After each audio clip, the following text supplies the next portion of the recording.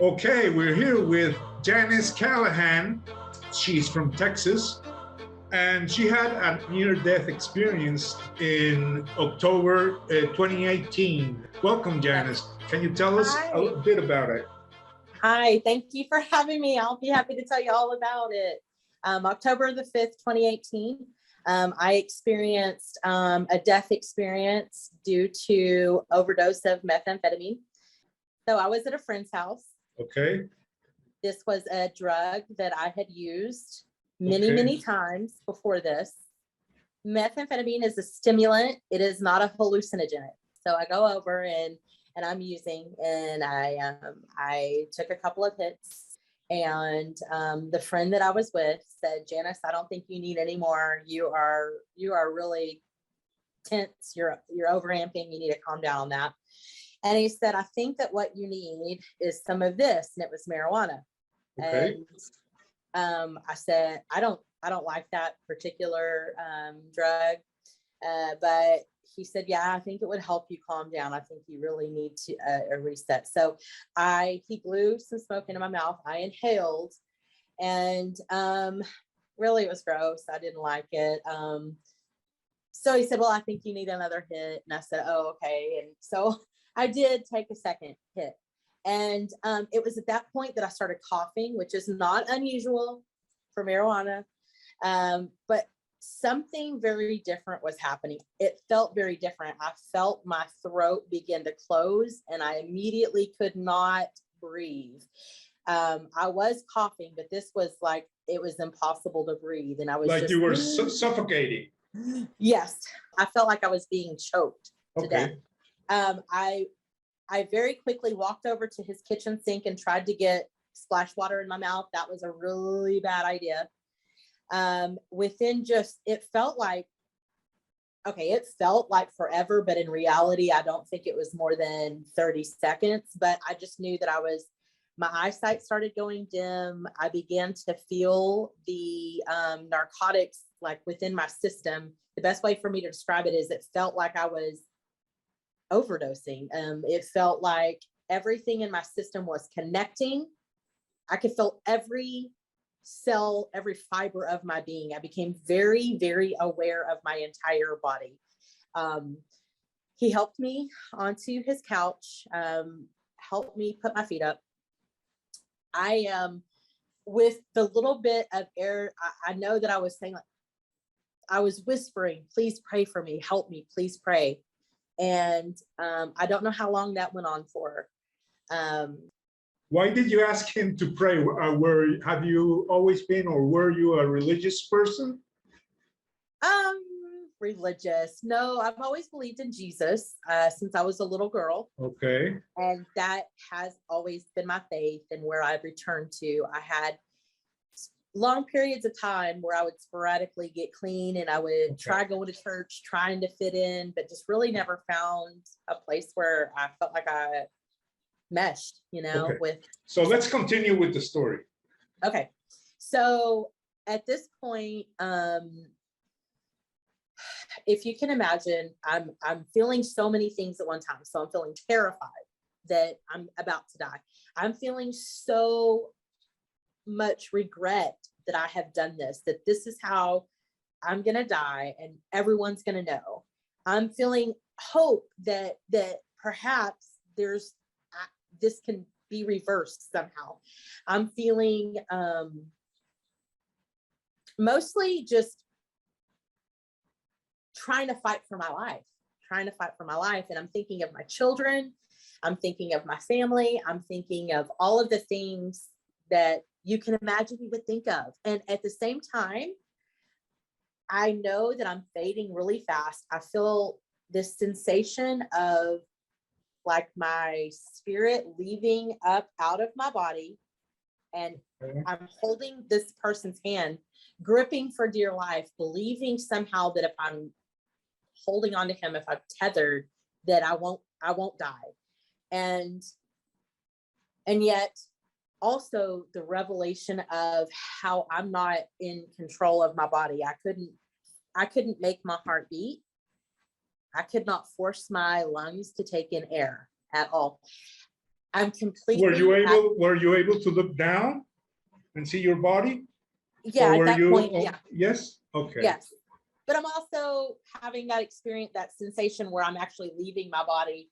Were you both in both places at the same time? Yes. In your body yes. and outside too? Okay. Yes. Yes. And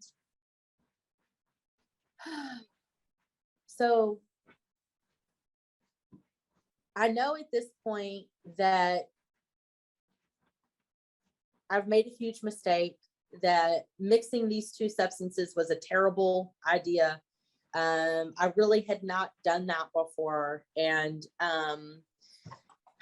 mostly I just wanted to undo what I had done. I wanted to go back in time, but I couldn't do that. And so I'm hysterical, okay?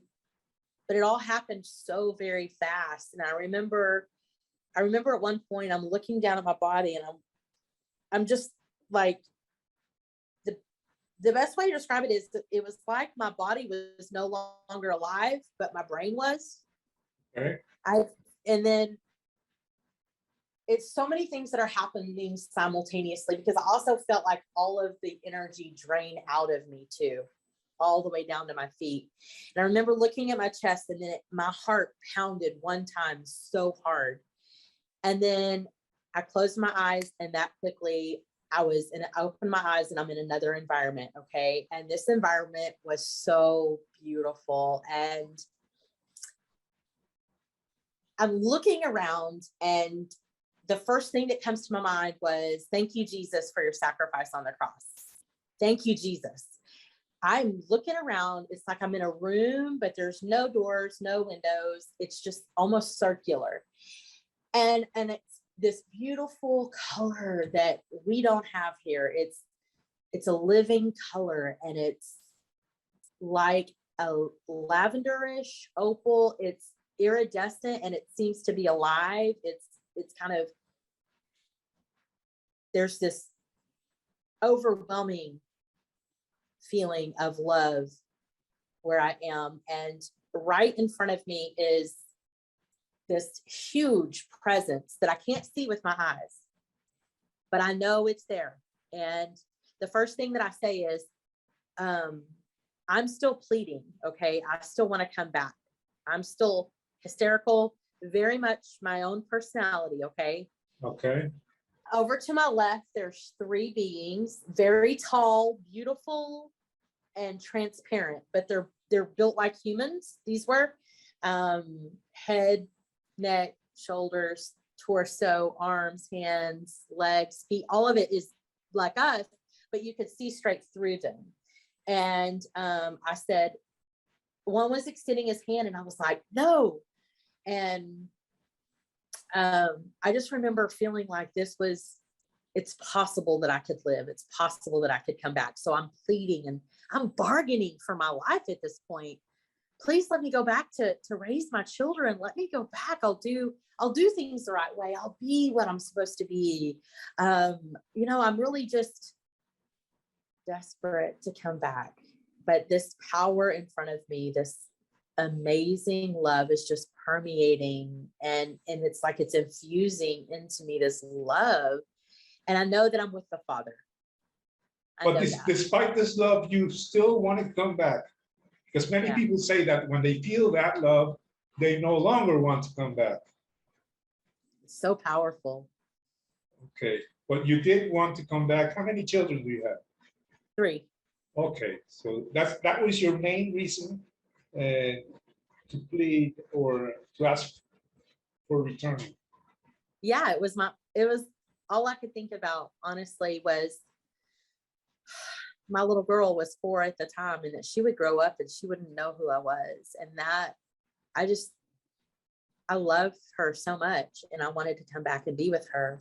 I also have a 16-year-old at the time and a 19-year-old, and I couldn't believe that I had done this to them. And it's like the best way for me to describe this, I want to kind of just sit with this, because in this presence, you're aware of what you've done, but I felt regret, but I didn't feel condemned. Is it like a life review? Maybe. Did you experience a life review? Did you go over your main faults and receive some advice? Not at this time. Okay. But there was something very close to that towards the end of the experience. Okay. So what was this presence? Was it God or Jesus? What did you feel? God the Father. Okay. And I say Abba Father now. So Abba Father, like right in front of me. So amazing. And he wasn't, there was no feeling where he was shaking his finger at me or angry with me. It was just that I was being allowed to be, just receive this love. Okay, great. Yeah. So I'm saying, please let me go back. Please let me go back. And I'm calm. I mean, I'm sorry. I'm freaking out. I'm hysterical. His presence is so calm, so calm. And then suddenly we're in a second environment. Okay. This environment is outside. It's a beautiful day. The sun is out. We're standing, the Father and I are standing up on a platform, and I'm looking out, and there's millions of people there, millions. And I'm looking at them, and they're looking at me. And I lean into the Father and I say, well, what do I do? And he says, very calmly, but firmly, love them. And I say, okay, well, what am I going to say? And he said the truth. I said, okay, well, what do I need to change? And he said, nothing.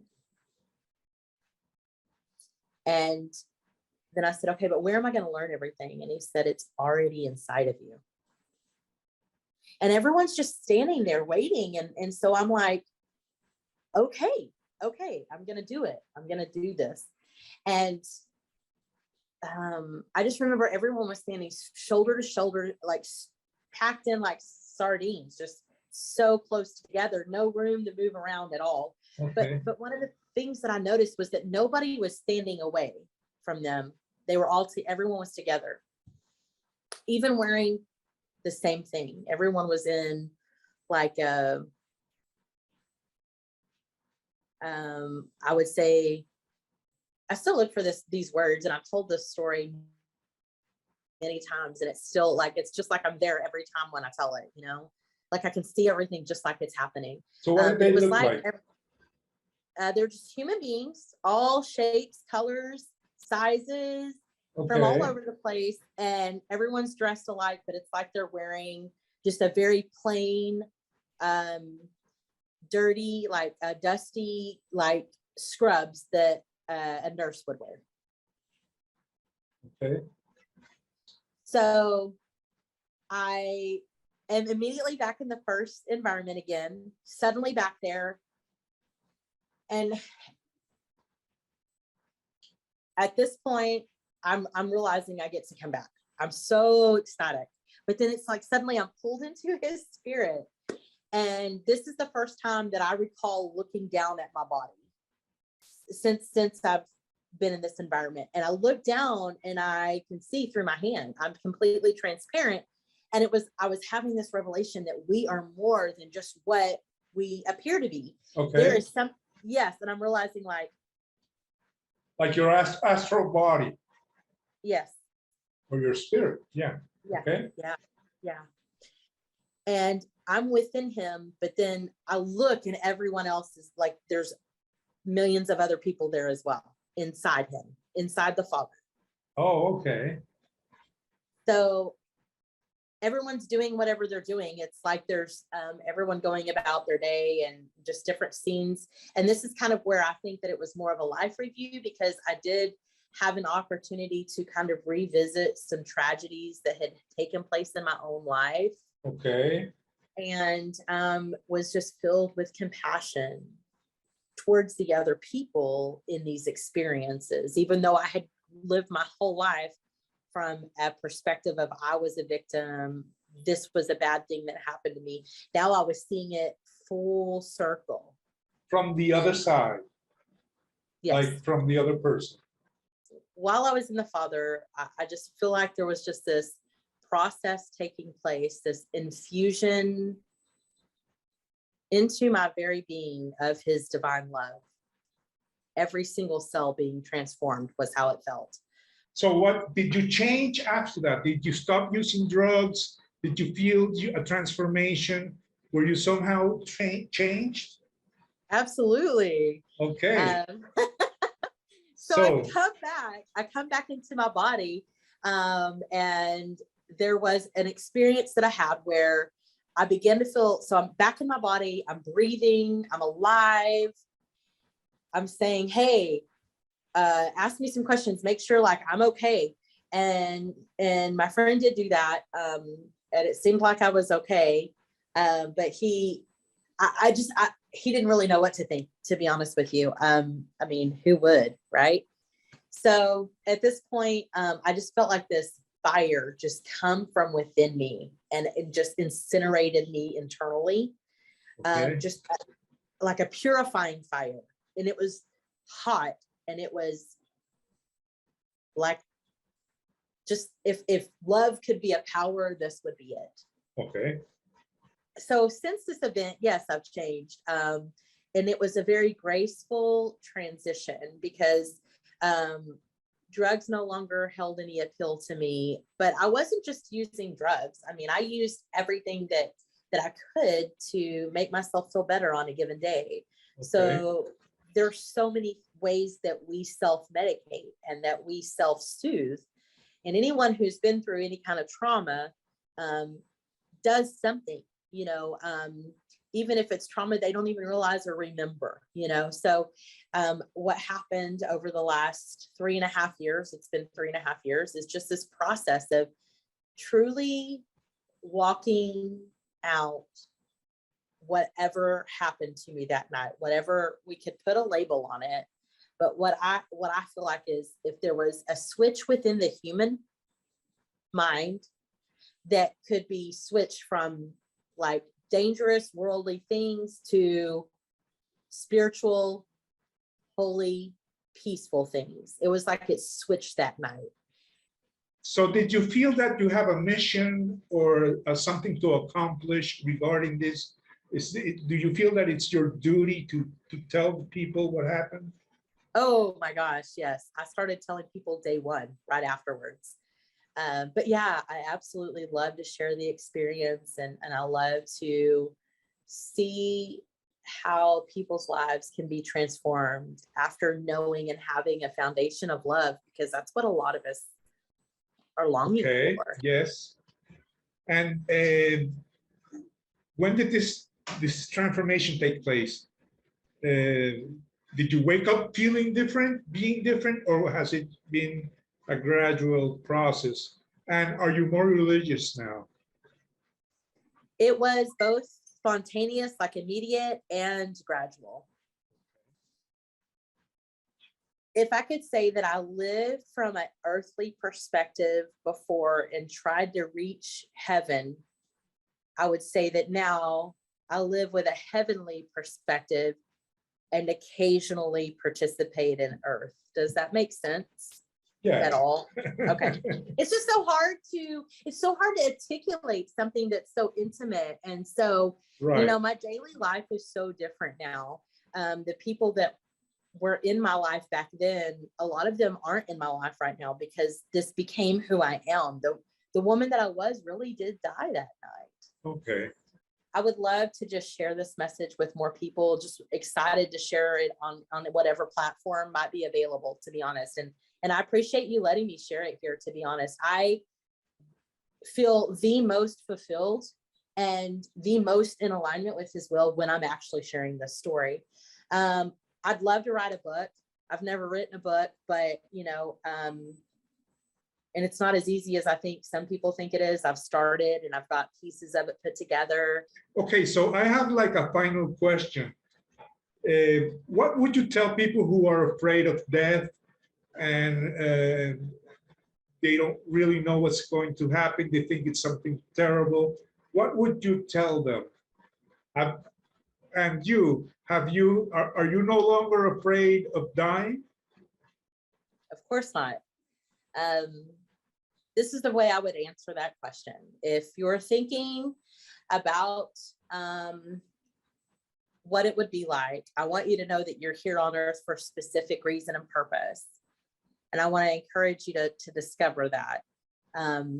If the person, if you're watching this and you are fearful, I would encourage you that we don't die, we continue on. At least that's what I saw in my own experience, was in those moments when I was with the Father, I realized I had really actually never been as alive as I was with him. So, but again, if the person listening to this, and this is an experience that I personally had and I'm having to work through, when people come to me and ask me, like, should I be afraid to die? I want to know why they're asking me. You know what I'm saying? Like, why are you asking? Why is that? Are you okay? You know, because so many people are hurting in this hour. And so I would say, if you have questions and you want to reach out, I would be happy to pray for you, to talk with you, because you have a specific purpose, and it's a matter of discovering your purpose. We can share your email address if you want. That's cool. We can include it in the description. So if anyone wants to contact Janice, you're welcome to do so. And this has been Janice Callahan with her experience. You can reach out to her if you're interested. And thank you for coming, Janice. And Yeah. I hope we can talk again. Let us know if you write that book. All right, I will. Thank you so much. Be blessed. Okay, bye. Bye.